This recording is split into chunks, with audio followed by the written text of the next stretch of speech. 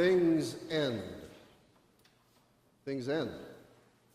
I'm actually at that stage in life, which is somewhat sobering, where I realize that many more things have ended for me than will likely begin for me in the future. Childhood, adolescence, young adulthood, starting out, perhaps school, certainly a flat belly, and a full head of hair. Things end and won't be coming back. And it seems to me that there's two ways of responding to the fact that things end. One is to obsess about it, to think constantly about things ending. There's actually someone in my life who has been so focused on her imminent demise for as long as I can remember that she's really wasted a lot of years of perhaps a much more fulfilling life. I think some of us know people like that, right? They're so obsessed about how it's going to end, they can't enjoy what is. On the other hand, I think the other way of responding is to ignore it. We live in a culture that seems to think ending is optional. People don't die anymore, they pass, right?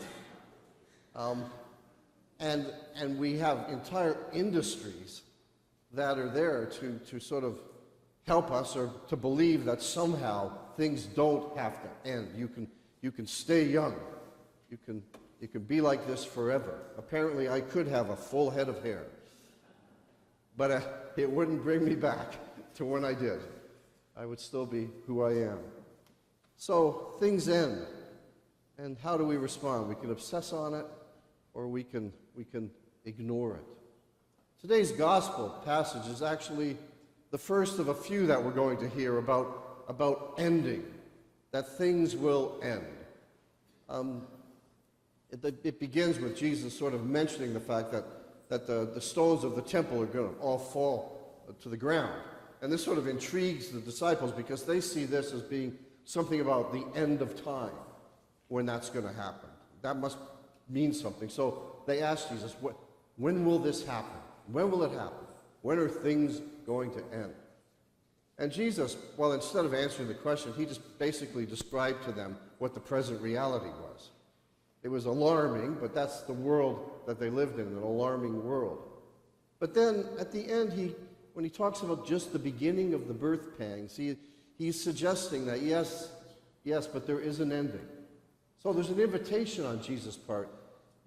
It's the present you need to be considering, but things will end. And the disciples are kind of desperate in a way for things to end. They have this idea of how Jesus' ministry is supposed to end, with him, sort of taking charge and getting rid of the Romans and all the rest. So that to them too would be some kind of big ending that they were hoping for. But instead, Jesus is saying, just live now, be in the present, be in the present aware that things will and do end. Well, we fast forward 2,000 years, and where are we with this things ending? Well, first of all, our world looks an awful lot like that world, right? I mean, if you've read it, earthquakes and famines and things coming along that would have us worship them instead of Jesus. And it's an alarming world out there, my friends. There's no doubt about it. And so the question is, in the face of that, then, how do we respond? How do we live? Well, again, the temptation would be to simply obsess about ending. A few parishes back, I had a parishioner who was obsessing about the end of the world. He would make an appointment with me, usually about twice a year, and he would come in with books and newspapers and notes that he had made, and he would, try to convince me how all of this was suggesting that the world was about to end very soon. And I always felt like a disappointment to him because I didn't really capture the urgency myself, But that was becoming, in a way, his discipleship, his way of being a Christian was trying to guess when Jesus was going to come back. And we know every few years that happens, right? The world is going to end.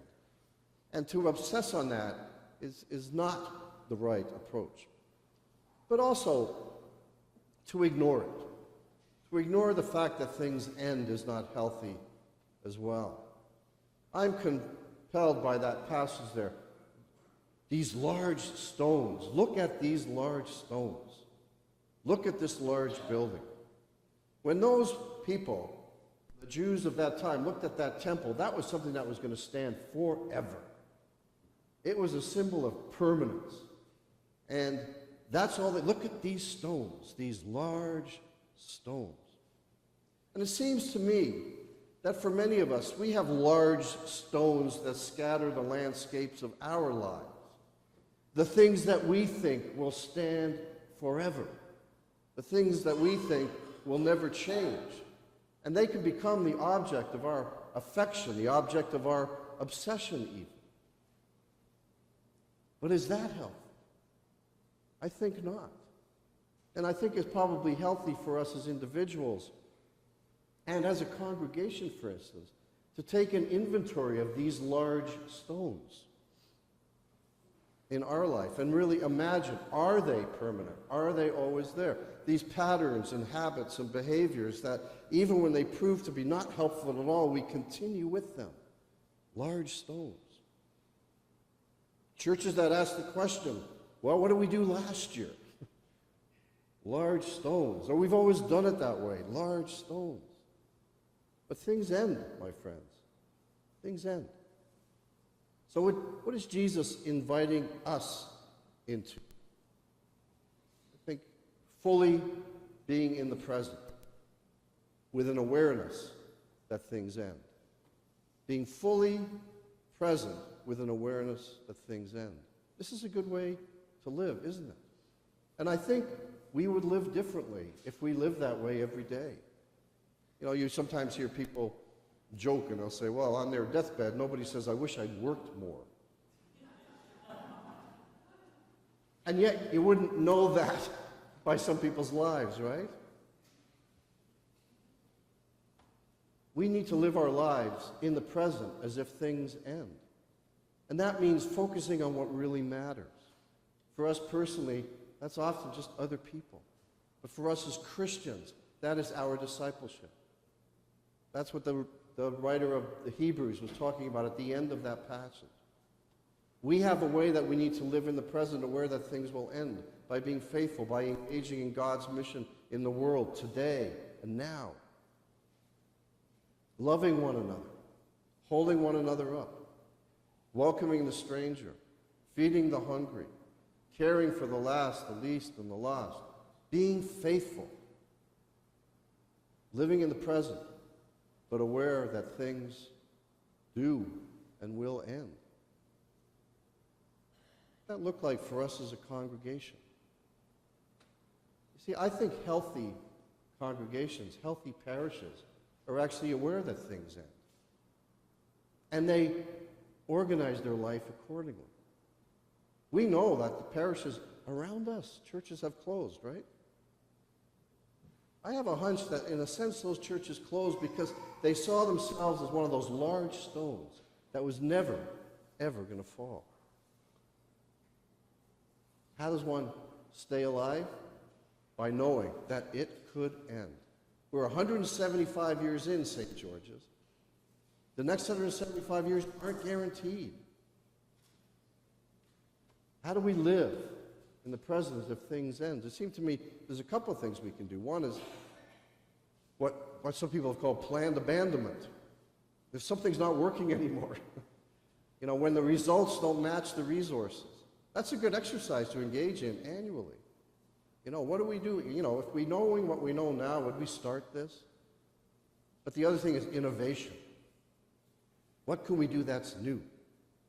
Because if we don't innovate, this could end. I think that's something that we as individuals can do on a regular basis as well. But here's the good news, my friends. Here's the good news.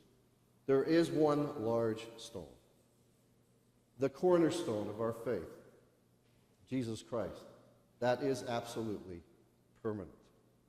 One large stone that will never fall, will never fail. The same yesterday, today, and forever. Jesus Christ, his faithfulness, and our faithfulness in following him in his faithfulness is our permanence. Jesus Christ, our cornerstone, as it was in the beginning, is now, and ever shall be, world without end. Amen.